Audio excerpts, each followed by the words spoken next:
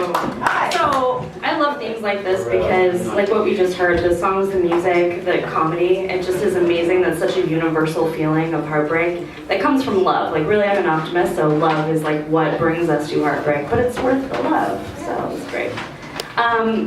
Heartbreak can cross all time and space, and you can even inherit it. Like, you can carry it from your family.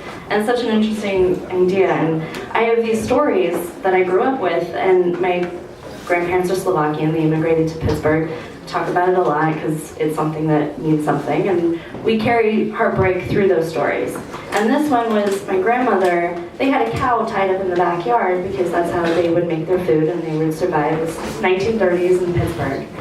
And their neighbor calls on them and reports them for having the animal in the backyard, and the police come in and take it away. And my grandmother's pregnant and loses the baby. And so the heartbreak was carried on through our family, and then the neighbor herself that did this was so heartbroken that she became such a close family friend and was trying to make up for it for the rest of her life. So poems like that come from these heartbreaking experiences, but in sharing it through poetry and song and comedy, then it hurts a little less. So, premature. When the brick house on the corner emptied of her husband and boys, double shifting steel at the mill, the Duquesne police came and knocked on the front door. Someone reported Jens for having a cow in your yard. She answered in Slovak, holding her spine to support her belly, and pointed, Moja krava, my cow. The dairy cow was tied to the apple trunk bark in the backyard thicket, double shifting milk, butter, and cheese. And when they shoved past her, she ran behind, ballooning with weighty breath, water breaking beneath her.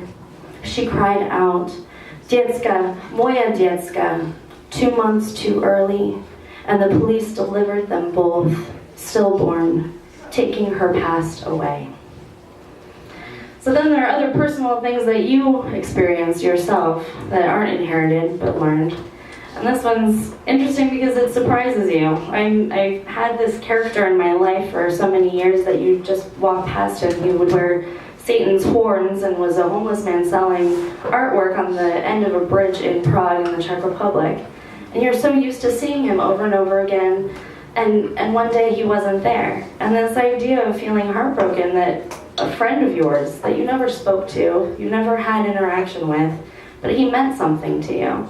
And so that is another type of like heartbreak, that it's this love lost, that you never got to actually know this person. So I wrote this in memoriam for the painter on the Charles Bridge. We thought he was a sweat stain upon the rimmed stones, the bridge across Charles Bridge, his leathered skin as red as the eyes of pigeons that burrow among the breadcrumbs on his cobbled mattress. He sat shirtless, pressing his backbone against the cool granite, pushing a pair of plastic horns back into his greased curls. He'd hiss at reflections passing across the window glass of jewelry shops.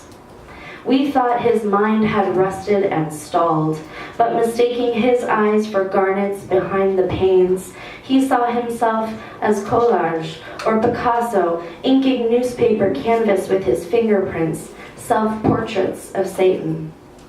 Gathering his demons up for sale, he would lick at our ankles, spit at our sins, until the sunlight returned to fire above Hrachani Castle. When his eyes went black at night, the rock beneath him crumbled. He knew to pack away his horns. We did not know which stair he took to exile himself. If he tossed his many faces into the falls, baptized by the Vltava River, or if he prostrated all night beneath the bronze crucifix, or kissed the stone toes of King Charles at the bridge's end. Even now, as we walk along the pebbled palms of the broken brickwork, leading us toward the gates of Mallestrana, we think it odd how the pigeons gather with eyes of rubies, pecking at a shadow left upon the stone. Thank you.